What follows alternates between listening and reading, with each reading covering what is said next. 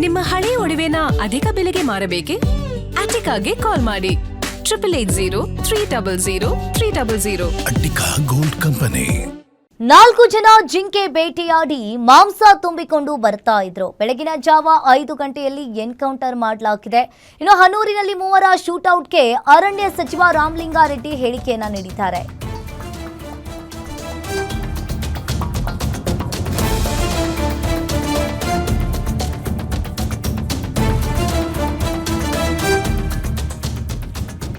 ಹನೂರಿನಲ್ಲಿ 3 ಶೂಟೌಟ್ಗೆ ಅರಣ್ಯ ಸಚಿವ ರಾಮಲಿಂಗಾರೆಡ್ಡಿ ಹೇಳಿಕೆಯನ್ನ ನೀಡಿರುವಂತದ್ದು. ಬೇಟೆಗಾರರು ನಾಡ ಪಿಸ್ತೂಲನ್ನ ಇಟ್ಕೊಂಡು ಫೈರಿಂಗ್ ಮಾಡಿದ್ದಾರೆ. ಆಗ ಆತ್ಮರಕ್ಷಣೆಗೆ ಅಧಿಕಾರಿಗಳು ಕೂಡ ಶೂಟ್ ಮಾಡಿದ್ದಾರೆ ಎನ್ನಲಾಗಿದೆ. ಇನ್ನು ಸಿಎಂ ಡಿಕೆಶಿ ಕೂಡ ಮ್ಯಾಜಿಸ್ಟ್ರೇಟ್ ತನಿಖೆಯನ್ನ ಮಾಡಲು ಆದೇಶಿಸಿದ್ದಾರೆ. ತನಿಖೆ ಆದ್ಮೇಲೆ ಯಾರ ತಪ್ಪು ಅಂತ ಗೊತ್ತಾಗಲಿದೆ. ಇನ್ನು ಗ್ಯಾರಂಟಿ ನ್ಯೂಸ್ಗೆ ಅರಣ್ಯ ಸಚಿವ ರಾಮಲಿಂಗಾರೆಡ್ಡಿ ಅವರು ಹೇಳಿಕೆಯನ್ನ ನೀಡಿರುವಂತದ್ದು.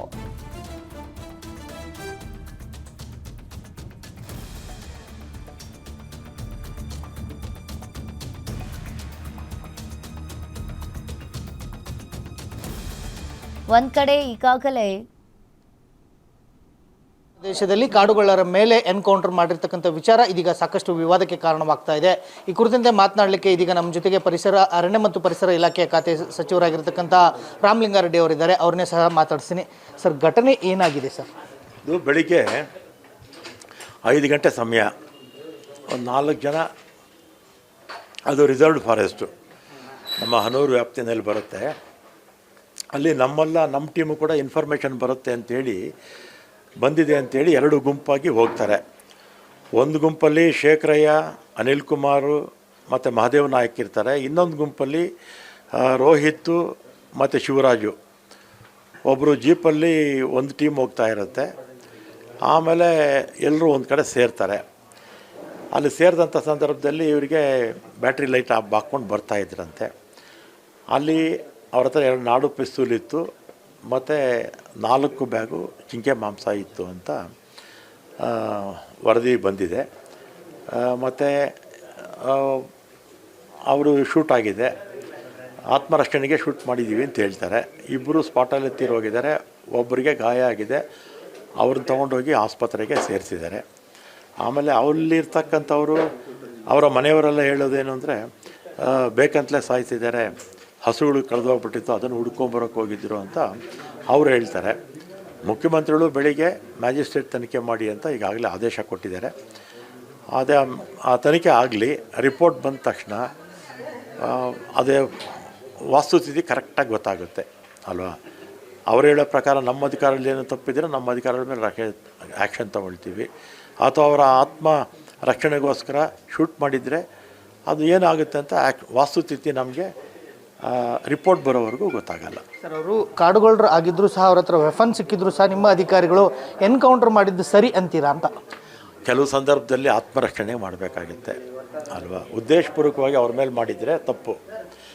ಆತ್ಮರಕ್ಷಣೆಗೆ ಈಗ ಪೊಲೀಸ್ ಇಲಾಖೆಯವರು ಅವತ್ತು ಪ್ರತಿಯೊಬ್ಬರ ಹತ್ರ ಕೂಡ ಸಬ್ ಇನ್ಸ್ಪೆಕ್ಟರ್ ಹತ್ರ ಗನ್ ಇರುತ್ತೆ. ಆತ್ಮರಕ್ಷಣೆಗೆ ಮಾತ್ರ ಉಪಯೋಗಿಸ್ಬೇಕು. ಪರಿಸ್ಥಿತಿ ಕೈ ಮೀರಿದಾಗ ಅದನ್ನು ಉಪಯೋಗಿಸೋದಕ್ಕೆ ಅವಕಾಶ ಇದೆ. ಉದ್ದೇಶಪೂರ್ವಕವಾಗಿ ಏನಾದರೂ ಕೆಟ್ಟ ಉದ್ದೇಶನ ಮಾಡಿದರೆ ತಪ್ಪದು. ಸರ್, ಈಗ ಯಾವ ರೀತಿಯಾಗಿ ತನಿಖೆಯನ್ನು ಮಾಡ್ತೀರಾ? ಮ್ಯಾಜಿಸ್ಟ್ರೇಟ್ ಹಂತದಲ್ಲಿ ತನಿಖೆ ಮಾಡ್ತೀವಿ ಅಂತ ಹೇಳ್ತಾ ಇದ್ದಾರೆ. ಎಷ್ಟು ದಿನದಲ್ಲಿ ತನಿಖೆ ಮುಗಿಸಿ ಸರ್ಕಾರಕ್ಕೆ ವರದಿ ಸಿಗುವಂಥ ಸಾಧ್ಯತೆ ಇರುವಂಥದ್ದು? ಇದು ಮೇಲ್ನೋಟಕ್ಕೆ ಗೊತ್ತಾಗುತ್ತೆ. ಫಸ್ಟ್ ಇಂಟೀರಿಯಂ ರಿಪೋರ್ಟ್ ಕೊಡ್ತಾರೆ, ಆಮೇಲೆ ರಿಪೋರ್ಟ್ ಕೊಡ್ತಾರೆ. ಇಂಟೀರಿಯಂ ರಿಪೋರ್ಟ್ ಆದಮೇಲೆ ಫೈನಲ್ ರಿಪೋರ್ಟ್ ಕೊಡ್ತಾರೆ. ಸ್ಥಳೀಯರು ಬಂದಮೇಲೆ ನಾವೇನು ಮಾಡಬೇಕು ಅನ್ನೋದನ್ನು ಮುಖ್ಯಮಂತ್ರಿಗಳ ಚರ್ಚೆ ಮಾಡಿ ತೀರ್ಮಾನ ತಗೊಳ್ಳಿ. ಸ್ಥಳೀಯರು ಮತ್ತು ಸಂಬಂಧಿಕರು ಎಲ್ಲರೂ ಸಹ ಹೋರಾಟಕ್ಕೆ ಇಳಿದು ಪ್ರತಿಭಟನೆಯನ್ನು ಮಾಡಿರುವಂಥದ್ದು. ಅವರು ಅಮಾಯಕರು, ಅವ್ರಿಗೆ ಪರಿಹಾರ ಕೊಡಬೇಕು ಅನ್ನೋ ಒಂದು ಬೇಡಿಕೆಯನ್ನು ಸಹ ಇಟ್ಟಿರುವಂಥದ್ದು. ಸರ್, ಈಗ ಒಂದು ಬೆಳಿಗ್ಗೆ 5 ಗಂಟೆಯಲ್ಲಿ ಕಾಡೊಳಗಡೆ ಯಾಕೆ ಹೋದರು ಅನ್ನೋದು ಒಂದು ಪ್ರಶ್ನೆ ಬರುತ್ತೆ. ಆಮೇಲೆ ಅವರ ಹತ್ರ ನಾಡು ಬಂದೂಕಿತ್ತು ಮತ್ತು ಜಿಂಕೆ ಮಾಂಸ ಕೂಡ ಇತ್ತು. ಮತ್ತು ಅವ್ರು ಹೇಳೋ ಪ್ರಕಾರ ಉದ್ದೇಶಪೂರ್ವಕವಾಗಿ ನಮ್ಮವರೇ ಶೂಟ್ ಮಾಡಿದ್ದಾರೆ ಅಂತ ಹೇಳ್ತಾರೆ. ಅದು ಉದ್ದೇಶಪೂರ್ವಕವಾಗಿ ಮಾಡಿದಾರಾ ಅಥವಾ ಏನು ಆತ್ಮರಕ್ಷಣೆ ಮಾಡಿದಾರಾ ತನಿಖೆ ಆದಮೇಲೆ ಮಾತ್ರ ಗೊತ್ತಾಗುತ್ತೆ. ಉದ್ದೇಶಪೂರ್ವಕವಾಗಿ ಮಾಡಿದರೆ ನಾವು ಕ್ರಮ ತಗೊಳ್ತೀವಿ. ಸ್ವಲ್ಪ ರಿಪೋರ್ಟ್ ಬಂದಮೇಲೆ ಮಾಡಿ. ಇದಿಷ್ಟು ಅರಣ್ಯ ಸಚಿವರಾಗಿರ್ತಕ್ಕಂಥ ರಾಮಲಿಂಗಾರೆಡ್ಡಿ ಅವರ ಮಾತುಗಳು.